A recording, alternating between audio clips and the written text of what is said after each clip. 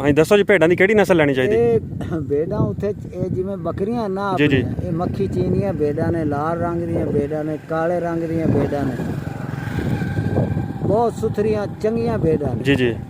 ਤੇ ਇੱਥੋਂ ਅਗਰ ਮਾਲ ਲਿਆ ਜਾਵੇ ਇੱਥੇ ਤਾਂ ਬਾਬਾ ਨੋਟ ਹੀ ਨੋਟ ਹੈ। ਸਹੀ ਹੈ ਜੀ। ਇਹ ਸਿੰਧ ਦੀਆਂ ਜੀ? ਹਾਂਜੀ ਹਾਂਜੀ, ਅੱਛਾ ਸਿੰਧ ਦੀ। ਠੀਕ ਆ। ਕੀ ਨਾਂ ਕੀ ਉਹਨਾਂ ਦਾ ਜੀ?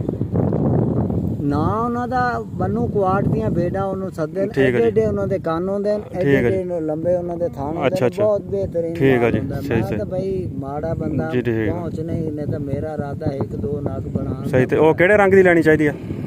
ਭੇਡਾਂ ਉਹ ਸਾਈਂ ਉੱਥੇ ਜਿਹੜੇ ਰੰਗ ਦੀਆਂ ਵੀ ਲੱਭ ਜਾਵਣ ਨਾ, ਠੀਕ ਹੈ ਜੀ। ਕਾਲੇ ਦੀਆਂ ਲੱਭਣ, ਚੀਨੀਆਂ ਲੱਭਣ, ਸਫੈਦ ਲੱਭਣ, ਸਹੀ ਜੀ।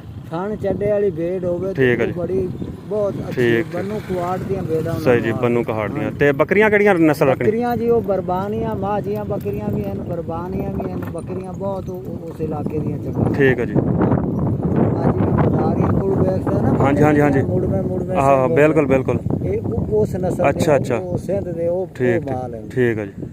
ਕਦੀ ਅੱਲਾਹ ਤਾਲਾ ਖੈਰ ਸੁੱਖ ਰੱਖੇ ਤੇ ਇਹ 99 ਯਾਰ ਦੋ ਨੇ, ਇੱਕ ਆ 99 ਫਤਿਹ ਆ, ਇੱਕ 199 ਮਰਾਦ ਹੈ, ਇੱਕ ਫਤਿਹ ਆ। ਇਹ ਚਿਸ਼ਤੀਆਂ ਰੋਡ ਥਾਣੀ ਜਾਣਾ। ਅੱਛਾ। ਹਾਂਜੀ ਸਹੀ। ਤੇ ਕੀ ਨਾਮ ਜੀ ਆਪਣਾ? ਮੇਰਾ ਨਾਂ ਜੀ